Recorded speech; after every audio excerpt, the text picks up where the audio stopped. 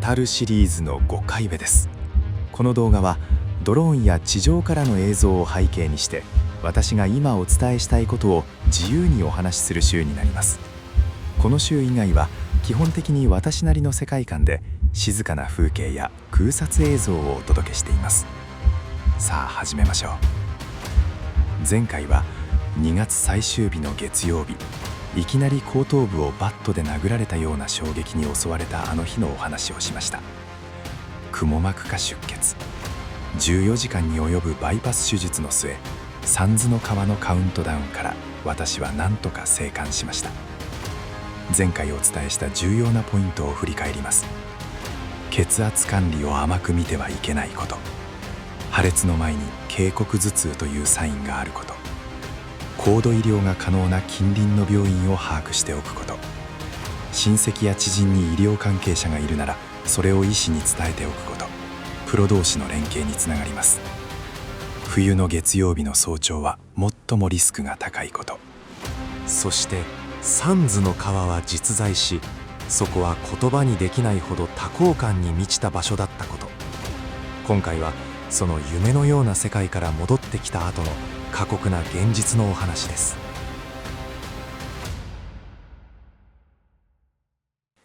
1、現実への帰還。蜘蛛の巣に囚われた虫。14時間の手術を経て、私は集中治療室で意識を取り戻しました。そこには医師、看護師、そして家族がいました。しかし意識はあっても目はほとんど見えず、声も出せません。くも膜下出血は手術が終われば安心というわけではありません。術後2週間は再出血や脳血管の連縮のリスクが非常に高く、まさに命の瀬戸際が続きます。私は全身に生命維持のためのラインがつながれ、頭や背中からは体内の圧力を逃がすドレーンが伸びていました。その姿はまるで蜘蛛の巣に引っかかった虫のようでした。サンズの川はあんなに快適だったのに、現実は割れるような頭痛と高熱の嵐。あまりの落差に絶望に近い感覚を覚えました。2、立ち上がるという重労働。再出血の危機を出し、リハビリが始まったのは2週間後のことでした。まず衝撃を受けたのは、人間はたった2週間寝たきりになるだけで自力では立ち上がることができなくなるという事実です。立ち上がるという行為はこれほどまでに地球の重力に対して逆らう重労働だったのか。それはまるで30キロの荷物を担いでいるような感覚で、一歩も足を踏み出せないのです。平衡感覚は失われ、目はかすみ、声はささやき程度しか出ない。自分の体が自分のものではないような得体の知れない恐怖が私を襲いました。3、知能テストの衝撃、失われた連動。さらに追い打ちをかけたのが言語と認知度障害でした。リハビリを担当してくれたのは20代のまだ社会人になりたての女性セラピストでした。彼女が私に問います。気という漢字はわかりますか？イメージしてください。私は少しムッとして答えました。バカにしないでください。そのくらいわかりますよ。次に彼女は言いました。では、その気を左右に2つ並べるとどんな感じになりますか？答えが出てこないのです。気を2つ並べた漢字なんてありません。と私は真顔で答えました。彼女が紙に書かれた林という文字を見せると、私は即座にそれは林ですと読めました。つまり目からの入力があれば認識できるのに、頭の中で概念を組み合わせて再構成する回路が切断されていたのです。かつてのコンピューターエンジニアとしてこれほどショックなことはありませんでした。脳という基盤の一部で接触不良が起き、データが読み出せない。その事実を娘のような若い先生に指摘される惨めさは想像を徹するものでした。4、プライドを捨て脳の代替を探す。そんな私を救ってくれたのは、お見舞いに来てくれた元上司のある忘れられないお話でした。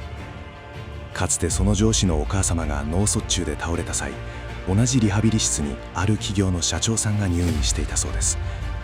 リハビリの先生は社会人になりたての若い女性。彼女が差し出すのは幼稚園児が使うようなパズルや小学校低学年のドリルでした。それを見た社長さんは激高しました。俺を誰だと思っているんだ、こんな子供騙しでバカにするな。結局その社長さんはプライドが邪魔をしてリハビリを拒絶し、何ヶ月経っても失われた機能が戻ることはありませんでした。一方、上司のお母様は違いました。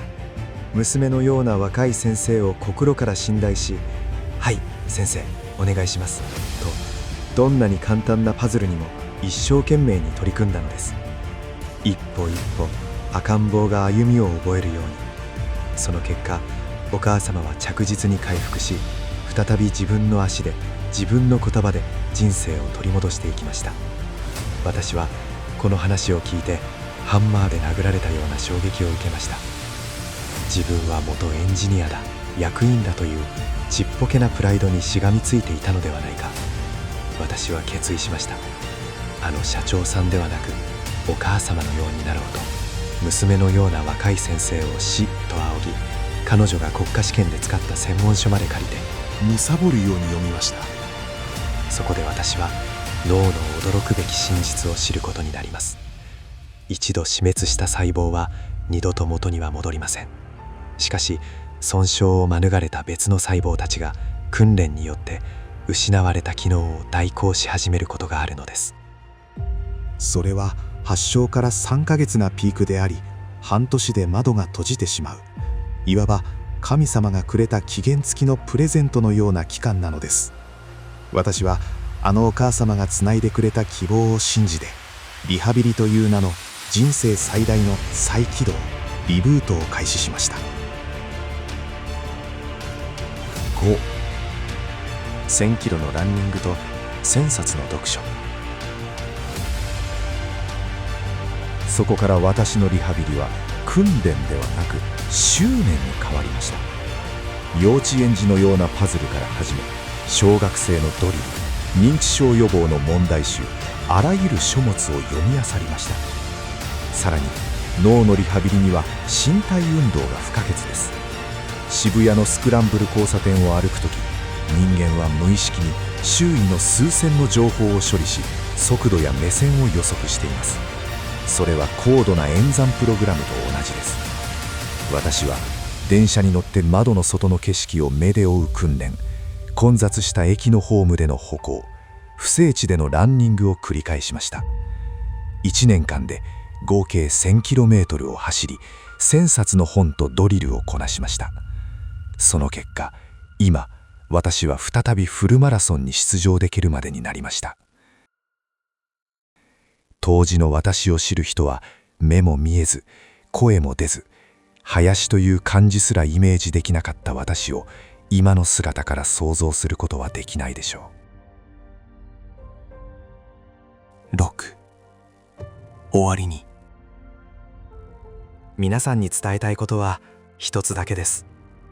もし人生のどこかでリハビリが必要な場面が訪れたら、どうかプライドを捨てて全力でそれを受け入れてください。早ければ早いほど脳はそれに応えてくれます。今日も長くなりましたね。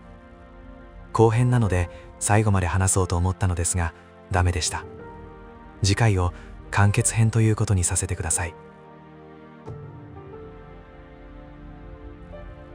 次回のお話では、死の淵をさまよい再びこの世界に戻ってきたことで、私の人生観や死生観がどう変わったのかを述べたいと思います。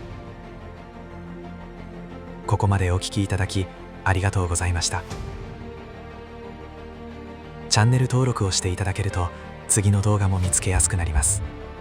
お時間があったらまた完結編を聞きに来てください。